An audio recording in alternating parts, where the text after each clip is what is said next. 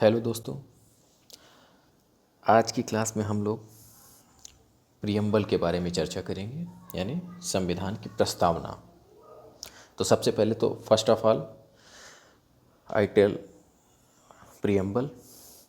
सबसे पहले तो मैं जो है भारत के संविधान की उद्देशिका को पढ़कर आप लोगों को बताता हूँ। फिर उसके बाद उसके अंतर्गत अर्थों को बताता हूँ कि किस प्रकार से समाजवाद का क्या अर्थ है, पंथ निरपेक्ष का अर्थ क्या है, लोकतंत्रात्मक गणराज्य का मतलब क्या है। तो जैसे हम लोग पहले पढ़ते हैं, फिर उसके बाद हम भारत के लोग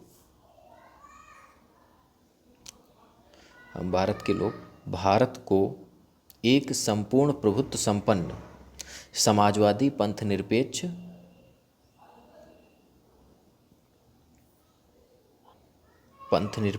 लोकतंत्रात्मक गणराज्य बनाने के लिए तथा उसके समस्त नागरिकों को सामाजिक, आर्थिक और राजनीतिक न्याय। अब ये कैसा न्याय है ये भी हम आपको बताएंगे। सामाजिक, आर्थिक, राजनीतिक न्याय क्या है।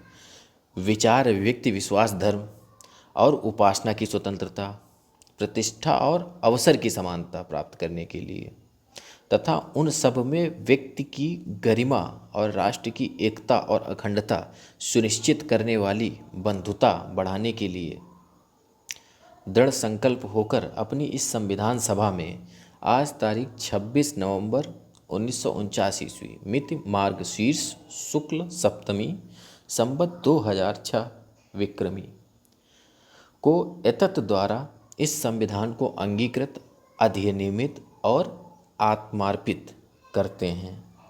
यानी अब हम लोग समझते हैं, यानी we the people of India, हम भारत के लोग।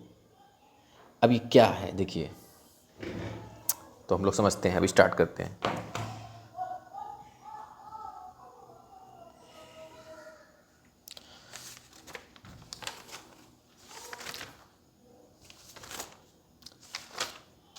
तो देखिए, सबसे पहले हम स्टार्ट करते हैं उद्देशिका। हेडिंग डालते हैं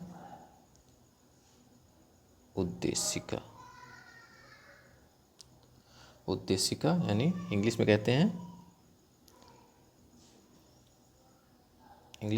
प्रियम्बल। प्रियम्बल। अब देखिए, संविधान के अंतर्गत सभी शक्तियों का स्रोत कौन है। संविधान के अंतर्गत सभी शक्तियों का स्रोत, ये क्वेश्चन पूछा भी जा सकता है। तो कौन है? वी द पीपल, यानी हम भारत के लोग। हम भारत के लोग। क्योंकि आत्मार्पित कौन करता है? हम भारत के लोग। तो उद्देशिका में ये ध्यान रखना, संविधान के अंतर्गत समस्त शक्तियों का स्रोत भारत के लोग। संविधान स्वीकार किए जाने की तिथि क्या है? संविधान स्वीकार किए जाने की तिथि भी पूछी जाती है। 26 नवंबर 1949 की तिथि है। अब राज्य की प्रकृति, राज्य व्यवस्था का उद्देश्य ये क्या होगा? तो यही है न्याय, स्वतंत्रता, समता, बंधुत्व। अब देखिए, न्याय क्या है। न्याय जो है, प्रियम्बल में यूज़ हुआ न्याय शब्द। अब न्याय शब्द को हम लोग यहाँ पर थोड़ा बताते हैं, हल्का सा चर्चा करते हैं कि सामाजिक और आर्थिक राजनीतिक न्याय जो है, सामाजिक, आर्थिक और राजनीतिक जो न्याय है वही न्याय, उसी को न्याय कहा गया है। स्वतंत्रता क्या है? अब स्वतंत्रता के बारे में चर्चा करते हैं। स्वतंत्रता,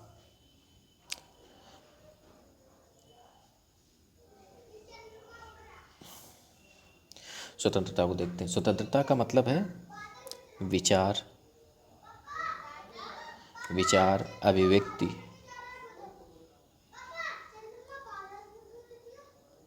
विश्वास, धर्म, उपासना।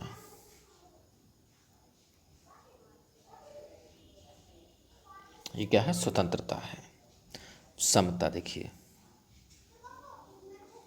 यहीं से आपका बेस बनना स्टार्ट हो गया है कि जैसे स्वतंत्रता है, तो स्वतंत्रता, जैसे इसमें लिखा है धर्म उपासना, धर्म की उपासना करना, यह फ्रीडम है। तो कॉन्स्टिट्यूशनल फ्रीडम है, तो यानी कि 21 आर्टिकल में जो है फंडामेंटल राइट्स में जो है निहित है। तो ये सब जो है अभी आगे सब आएगा, सब ऐसे मान के चलिए।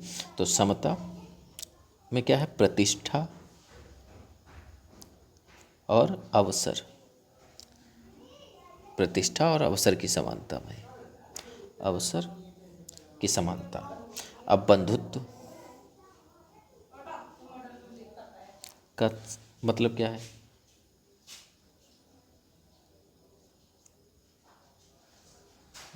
व्यक्ति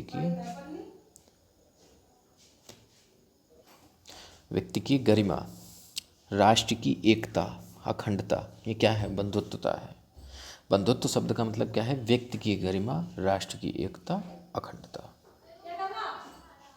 अब देखिए, संविधान की उद्देशिका का मतलब क्या होता है कि किसी भी संविधान में उद्देशिका को क्यों रखा जाता है।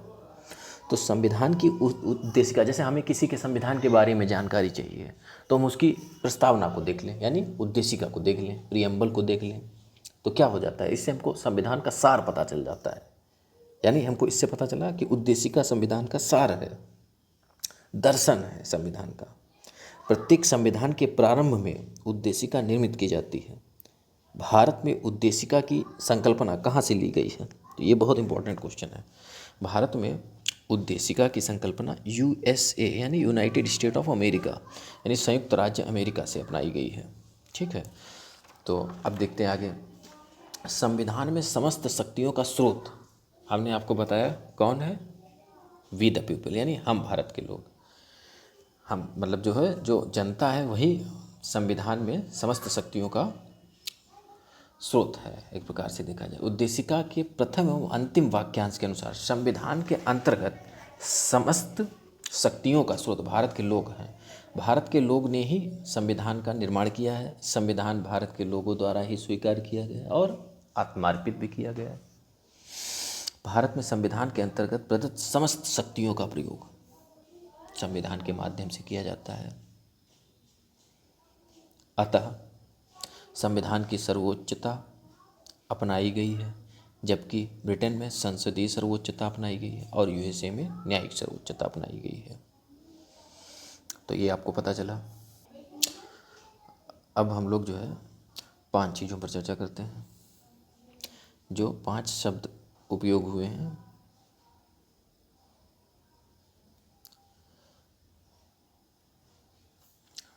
प्रियम्बल में पहला है प्रभुत्व संपन्न, दूसरा है समाजवादी, तीसरा है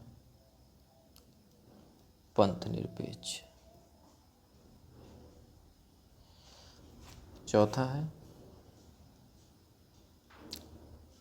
लोकतंत्र, पांचवा है गणराज्य। अब इन 5 शब्दों के बारे में हम लोग इनके बारे में अध्ययन करते हैं। तो ये 5 शब्द क्या हैं? तो पहला हम लोग देखते हैं प्रभुत्व संपन्न। हाँ, तो इसमें एक और बात बता देते हैं कि जो ये समाजवादी और पंथ निरपेक्ष शब्द हैं, समाजवादी और पंथ निरपेक्ष शब्द हैं, ये बाद में जोड़े गए, यानी 42वें संविधान, ये जिसको मिनी संविधान संशोधन कहा जाता है, जो कि 1976 में हुआ था। यह मिनी संविधान संशोधन के नाम से जाना जाता है क्योंकि इसमें बहुत ज़्यादा संविधान संशोधन हुआ, तो इसीलिए इसको 42वां संविधान संशोधन, ये ध्यान रखना आपको, बहुत इंपॉर्टेंट। उसी के द्वारा समाजवादी पंथ निरपेक्ष शब्दों को जोड़ा गया है। हम लोग अब प्रभुत्व संपन्न शब्द के बारे में चर्चा करते हैं। इंग्लिश में इसको सोवरिन कहते हैं।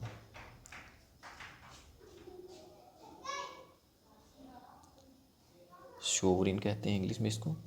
तो अब देखिए, जैसे अब इसके अंतर्गत हम लोग पहले समझते हैं कि राज्य क्या है।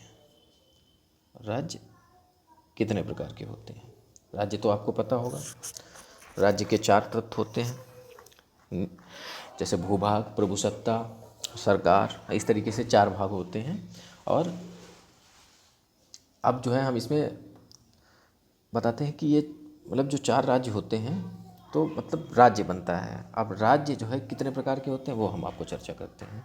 कि देखो, पहला तो राज्य होता है औपनिवेशिक। औपनिवेशिक यानी इसको इंग्लिश में क्या कहते हैं? Colonial states. अब उसके बाद दूसरा क्या हुआ? अधिराज्य। अधिराज्य हुआ। अधिराज्य को क्या कहते हैं? इंग्लिश में भी पढ़ते चलना ताकि आपको आसानी रहे। डोमिनियन, जैसे अब आप मॉडर्न हिस्ट्री जब पढ़ेंगे तो उसमें आपको शब्द आएगा कि जो है डोमिनियन स्टेट की मांग की गई, यानी अधिराज्य की मतलब जो है मांग की गई। फिर उसके बाद मतलब पूर्ण स्वतंत्रता की मांग, या इस तरीके के शब्द कई आएंगे उसमें यूज़ के लिए, तो आपको इससे जो है जानने को मिलेगा। तीसरा देखते हैं, प्रभुत्व संपन्न। ठीक है, अब देखिए प्रभुत्व संपन्न। अब इसमें देखिए पहले शब्द को जो है परिभाषित करते हैं। देखिए, जब शक्ति की सर्वोच्चता यानी सर्वोच्च शक्ति विदेशी हाथ में हो तो उसको क्या कहते हैं? कोलोनियल यानी औपनिवेशिक शासन। जब शक्ति की शक्ति यानी सर्वोच्च शक्ति विदेशी हाथ में निहित हो, तो ध्यान रखना। जब आप देखो अधिराज्य क्या होता है, डोमिनियन स्टेट्स क्या होता है, डोमिनियन स्टेट जब निर्णय लेने की सर्वोच्च शक्ति राज्य में निहित हो लेकिन अंतिम निर्णय शक्ति विदेशी हाथ में हो। जिस प्रकार से एक एग्जाम्पल हम आपको देते हैं कि 15 अगस्त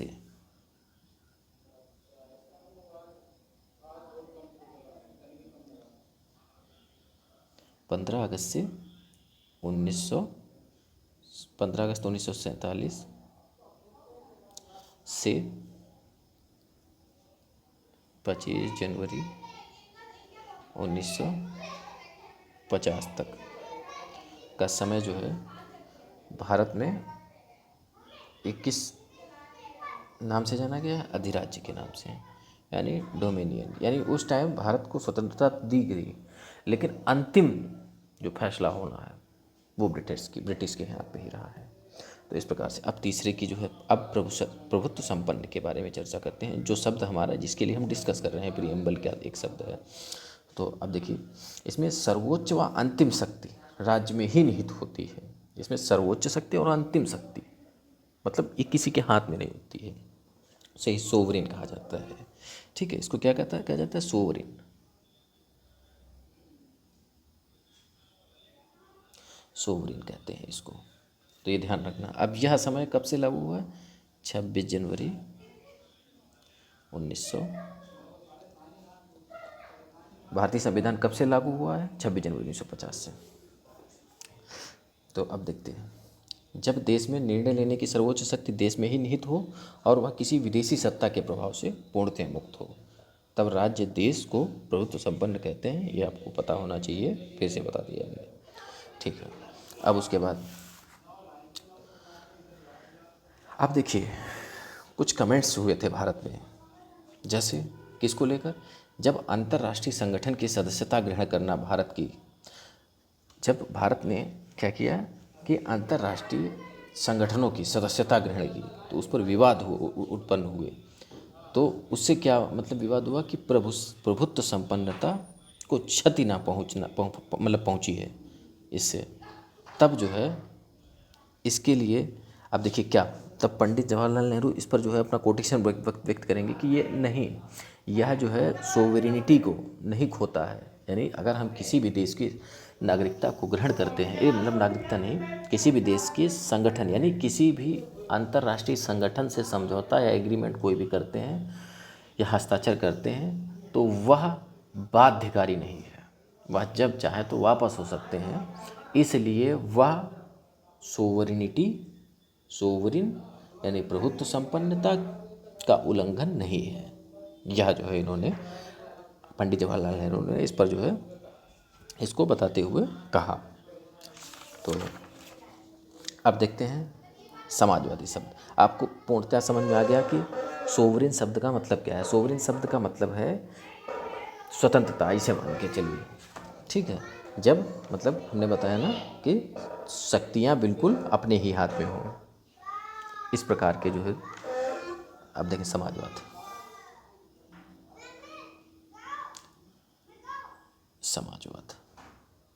अब समाजवाद को पढ़ते हैं, यानी सोशलिस्ट।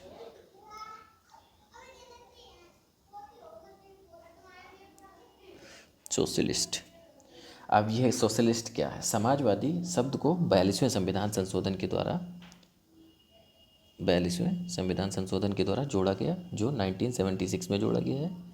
ठीक है। समाजवादी शब्द भारतीय राज्य व्यवस्था का आर्थिक आधार पर स्वरूप निश्चित करता है। यानी जो समाजवादी शब्द है यह हमारी जैसे अर्थव्यवस्था किस टाइप की है, पूंजीवादी अर्थव्यवस्था है, कैपिटलिस्ट अर्थव्यवस्था है, मतलब कैपिटलिस्ट का मतलब पूंजीवादी अर्थव्यवस्था है, और उसके बाद जो है मिश्रित अर्थव्यवस्था है, या समाजवादी अर्थव्यवस्था है, यानी सोशलिस्ट अर्थव्यवस्था है, किस टाइप की अर्थव्यवस्था है।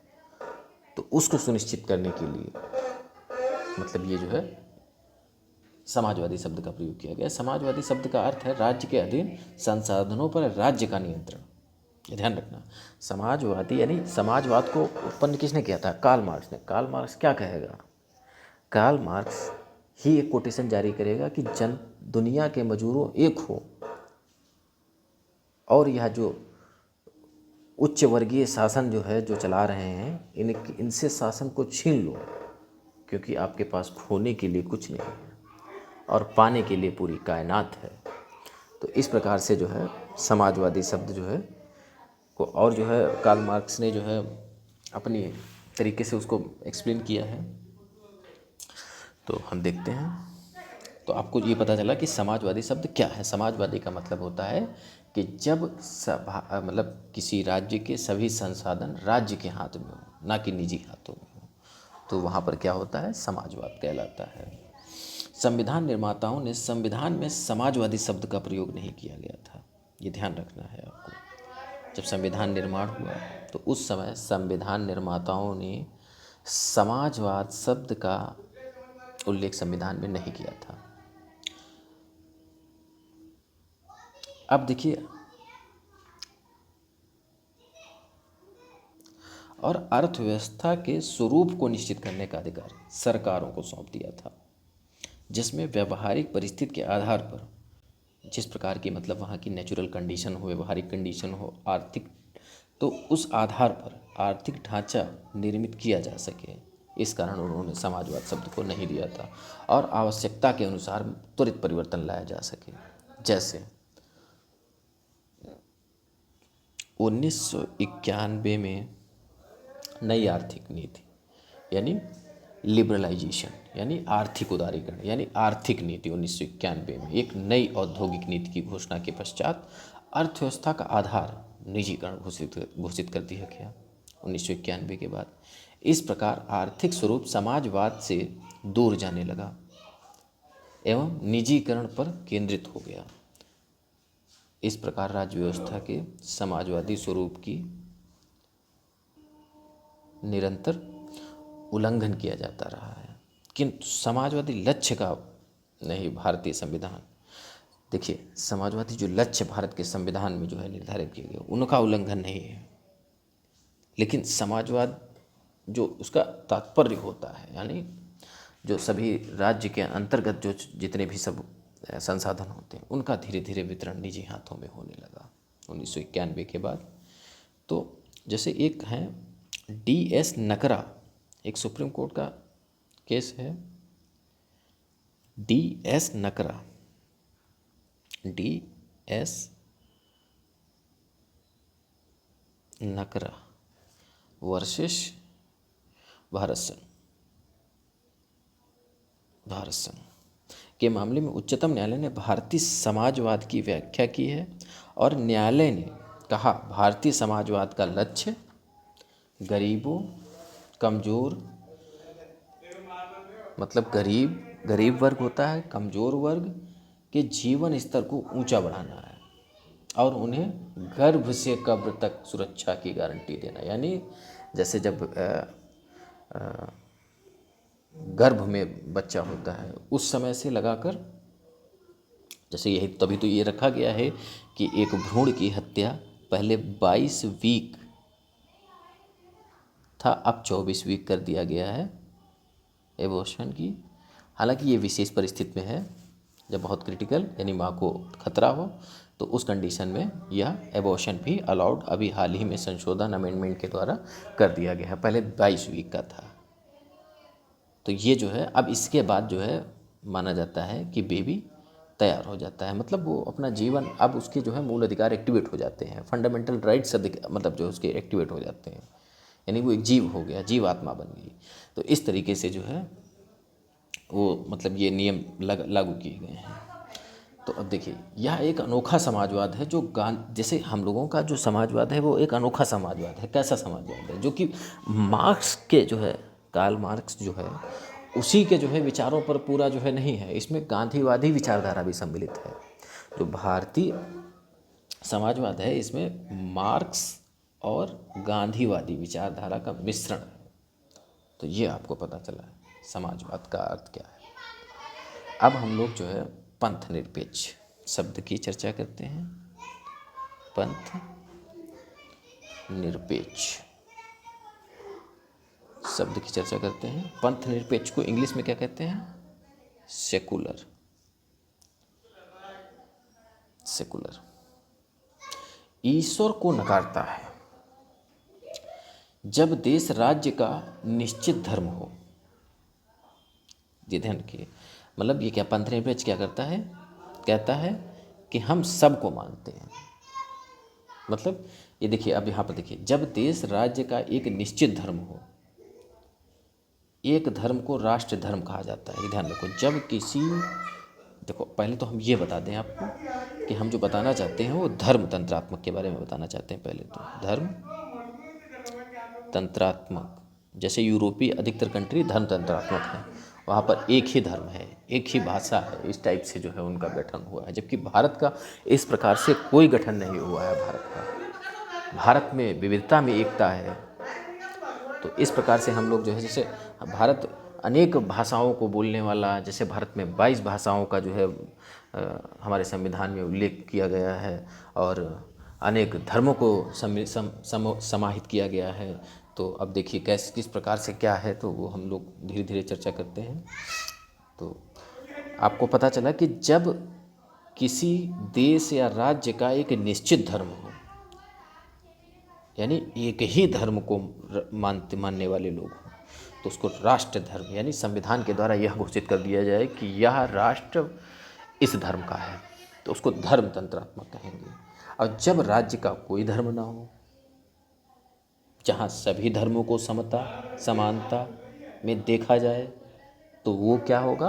पंथ निरपेक्ष, सेकुलर, जहाँ सभी धर्मों को, यानी राज्य का कोई धर्म नहीं है, राज्य अगर हेल्प करेगा तो सबकी करेगा, इस पर छूट है राज्य को, सबकी बराबर हेल्प करेगा।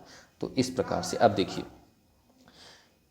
पंथ निरपेक्ष शब्द ये भी 42वें संविधान संशोधन, आपको पता है 1976 में अमेंडमेंट हुआ था, 42वें संविधान संशोधन द्वारा जोड़ा गया है। इसका अर्थ कि राज्य का कोई धर्म नहीं होगा। इस प्रकार राज्य सभी धर्मों को आदर, पोषण और संरक्षण करेगा। यानी सभी धर्म को क्या करेगा? सबको आदर देगा, पोषण भी सबको प्रोवाइड कराएगा और संरक्षण भी सबको देगा। ऐसा नहीं किसी धर्म पर अत्याचार होगा। तो राज्य बिना भेदभाव के सभी धर्मों के विकास के लिए समान प्रोत्साहन देगा। उद्देशिका में धर्म निरपेक्ष की जगह पंथ निरपेक्ष शब्द का प्रयोग किया गया है। पंथ निरपेक्षता धर्म निरपेक्षता की तुलना में अधिक सूक्ष्म एवं गहरा व्याख्या प्रस्तुत करता है। देखिए, पंथ निरपेक्ष और धर्म निरपेक्ष के बारे में भी कभी जो है अगर मौका मिला तो ये इसका अंतर को सूक्ष्म है, हालांकि बहुत बारीकी अंतर है।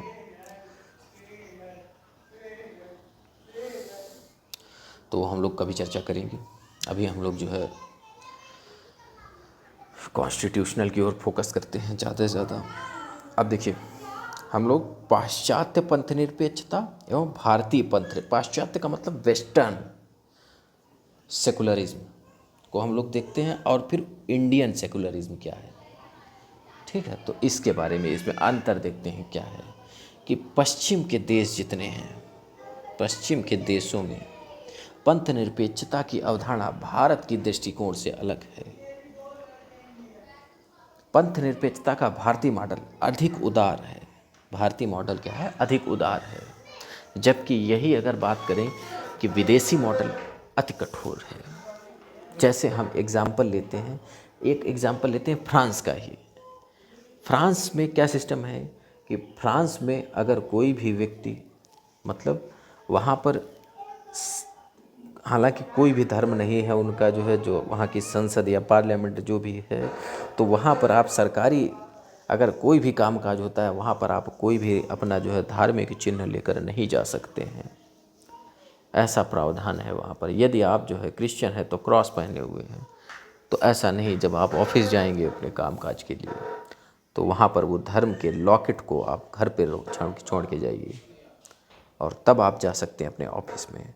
तो इस प्रकार से वहाँ पर ज़्यादा कठोरता है। इसी प्रकार से इतनी कठोरता, सबसे ज़्यादा कठोरता फ्रांस में ही है। और फिर उसके बाद जो है इस पे हाल ही में कुछ विवाद भी रहे हैं, उत्पन्न हुए हैं, जो आप अपने करंट अफेयर में देखते रहना। और उसके बाद जो है अमेरिका का भी मॉडल इतना इजी नहीं है जितना भारत का मॉडल इजी है। तो अभी हाल ही में कुछ विद्वानों ने चर्चा की है कि भारतीय पंथ निरपेक्षता के मॉडल को फ्रांस को अपनाना चाहिए और अधिक भी और भी अनेक देशों को अपनाना चाहिए, क्योंकि भारत ज़्यादा समन्वित मॉडल है, क्योंकि उसमें ज़्यादा एकता वाला मॉडल है, ज़्यादा सक्सेस मॉडल है पंथ निरपेक्षता का, सेकुलरिज्म का, क्योंकि सभी धर्मों को यह समाहित किए हुए है और यह सभी के जो है धर्मों की रक्षा और पोषण, भरण पोषण सब कुछ करता है। ऐसे मान के चलिए, ऐसा पंथ निरपेक्ष भारतीय देश का है। तो और अब हम लोग चलते हैं आगे की ओर। तो अब हम लोग लोकतंत्र यानी डेमोक्रेसी के बारे में चर्चा करते हैं। लोकतंत्र बहुत इंपॉर्टेंट शब्द है, डेमोक्रेसी।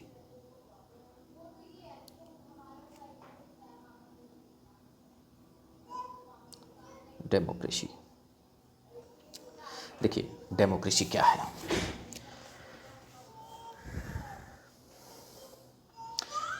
राज्य क्या होता है, देखिए इसमें देखो डेमोक्रेसी किस प्रकार का हो सकता है। राज्य में या तो एक तंत्र हो सकता है, तो राज्य एक, अब देखिए राज्य में क्या होता है, एक तंत्र होता है या लोकतंत्र होता है। लोकतंत्र, ठीक है। अब देखिए एक तंत्र क्या होता है, इसको कहते हैं मोनार्की।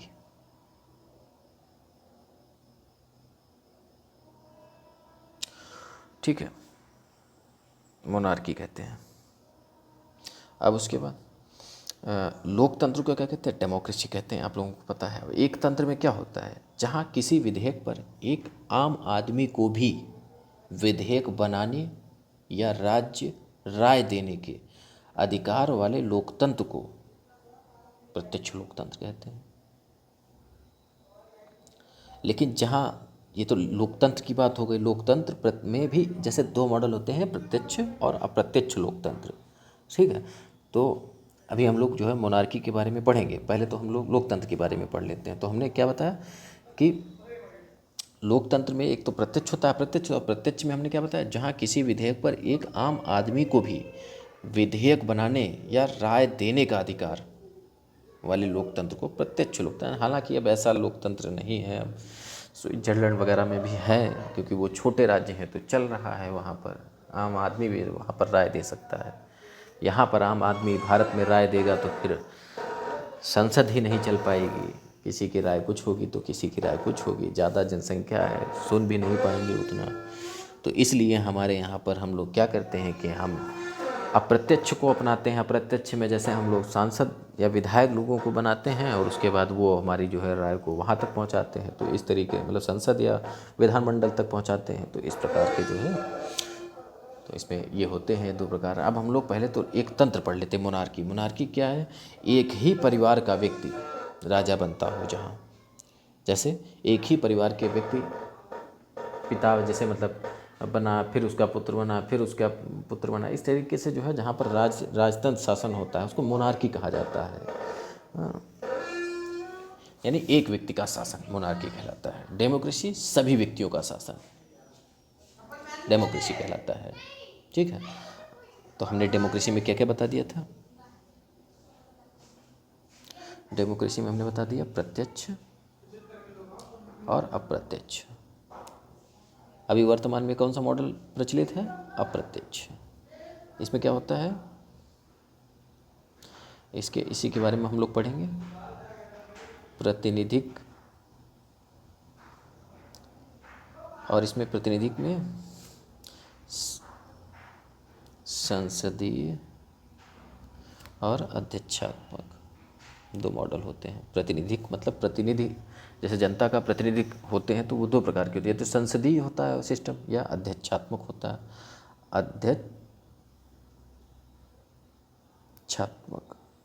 ठीक है।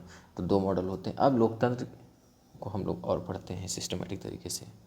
वह शासन प्रणाली, जो लोकतंत्र की हम परिभाषा बता रहे हैं, लोकतंत्र का आशय है वह शासन प्रणाली जो लोक संप्रभुता के सिद्धांत पर आधारित हो।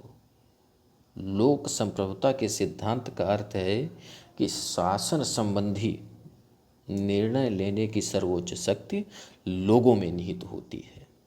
मतलब शासन में जैसे क्या होता है कि हम लोग डेमोक्रेसी है, इसीलिए तो हम लोग सरकार को बदल देते हैं। हमको नहीं समझ में आती है यार, 5 साल में चेंज कर देते हैं अपना। और यह मतलब जनता के पास ही तो शक्ति है कि वो हम किसको बनाएं किसको ना बनाएं। इस प्रकार लोगों के द्वारा सरकार बनाई एवं चलाई जाती है। यह लोगों की भागीदारी के बिना संभव नहीं है। क्या लोकतंत्र, लोकतंत्र बिना लोगों की भागीदारी के कैसे बनेगा बताइए। अतः लोकतंत्र लोगों की भागीदारी पर आधारित शासन प्रणाली है। अब हम लोग कुछ परिभाषाओं को देखते हैं कि जैसे कुछ चिंतक हैं, लोकतंत्र के विभिन्न चिंतकों के द्वारा कुछ परिभाषाएं दी गई हैं। जैसे हम बताते हैं, पूर्व अमेरिकी राष्ट्रपति लिंकन की परिभाषा सर्वाधिक प्रचलित एवं सर्वमान्य है। लिंकन के अनुसार लोकतंत्र का अर्थ लोगों की सरकार, लोगों द्वारा सरकार और लोगों के लिए सरकार। ध्यान रखना, फिर से हम लिंकन का जो है कथन को हम रिपीट करते हैं। लोकतंत्र का अर्थ लोगों की सरकार, लोगों द्वारा सरकार और लोगों के लिए सरकार। लोकतंत्र प्रत्यक्ष या अप्रत्यक्ष रूप में लागू हो सकता है, किंतु जनसंख्या की अधिकता के कारण प्रतिनिधिक लोकतंत्र ही प्रचलित स्वरूप है। ध्यान रखना, जनसंख्या की अधिकता के कारण। अब भारत में लोकतंत्र, अप्रत्यक्ष लोकतंत्र अपनाया गया है, जिसमें प्रतिनिधिक लोकतंत्र भी कहा जाता है इसको।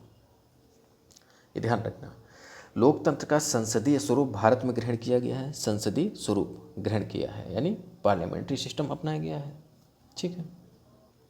अब हम लोग भारतीय लोकतंत्र के बारे में थोड़ी आलोचनात्मक परीक्षण कर लेते हैं। आलोचनात्मक मतलब उसमें जो है कुछ कमियां भी बताएंगे, कुछ अच्छाइयाँ भी बताएंगे। तो इन सबको समेकित किए हुए हम लोग पूरी चर्चा को आगे बढ़ाते हैं थोड़ा और।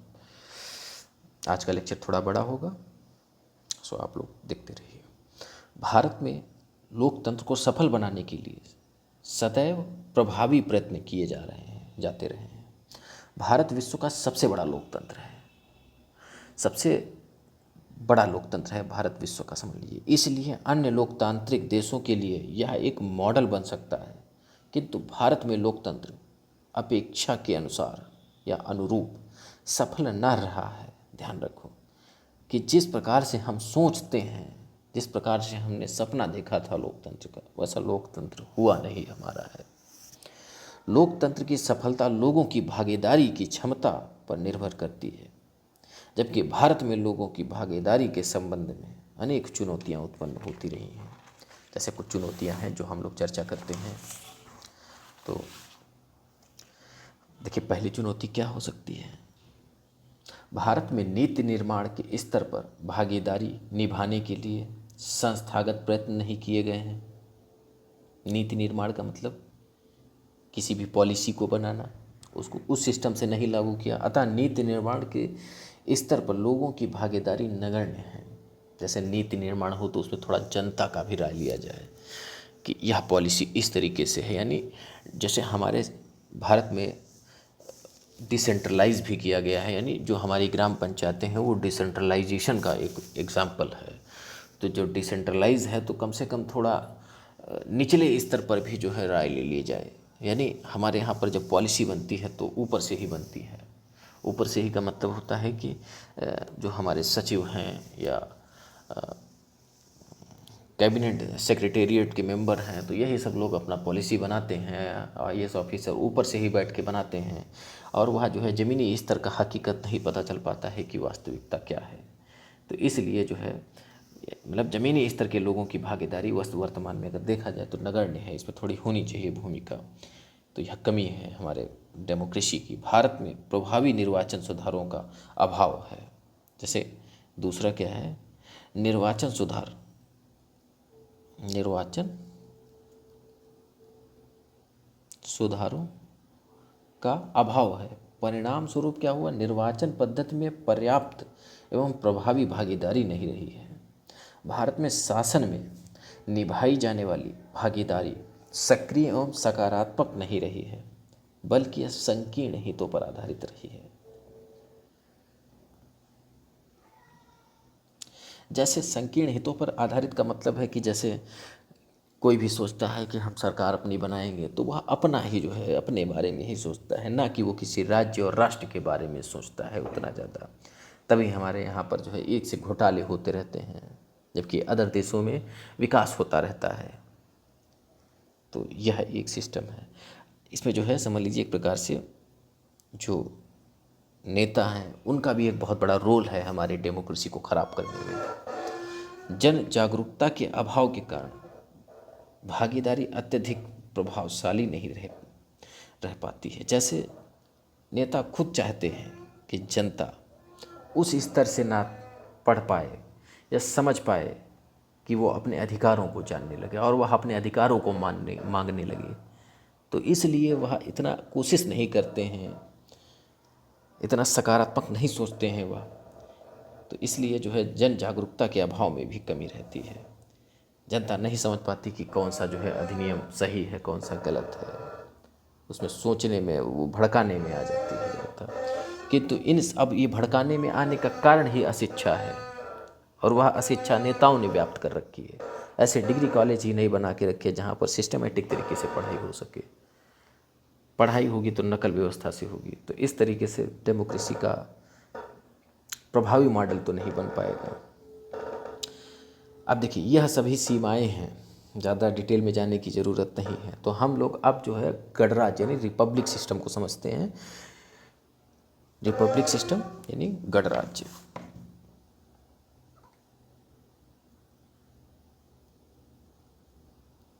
गणराज्य यानी रिपब्लिक। रिपब्लिक जैसे रिपब्लिक में देखिए राज्य जो है इसकी स्थिति क्या है, या तो राजतंत्र होगा या गणराज्य या गणतंत्र होगा। ठीक है, यानी इसको राजतंत्र को कहते हैं मोनार्की, गणतंत्र को कहते हैं रिपब्लिक, रिपब्लिक कहते हैं। ठीक है, ये राज्य जो है किस आधार पर है, राष्ट्राध्यक्ष के आधार पर। अब देखिए राज व्यवस्था का उद्देश्य, राज व्यवस्था का उद्देश्य क्या होना चाहिए, न्याय। न्याय कैसा होगा, हमने बताया था कुछ सामाजिक, आर्थिक और राजनीतिक।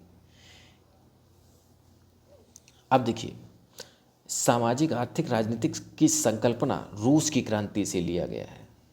रूस की क्रांति कब हुई थी, 1917 की बोल्शेविक क्रांति, जो कि रूस की क्रांति है। तो हम लोग, हमारा टॉपिक अब आज नहीं है, लेकिन थोड़ा सा हमने बता दिया। सामाजिक न्याय का अर्थ है कि समाज में अन्यायपूर्ण और शोषणकारी परिस्थितियों का पूर्ण रूपेण अंत किया जाए। मूल अधिकार DPSP यानी डायरेक्टिव प्रिंसिपल, ठीक है, यानी राज्य के नीति निर्देशक सिद्धांत के माध्यम से सामाजिक न्याय का प्रावधान किया गया है भारत में। तो यह न्याय है, सामाजिक न्याय।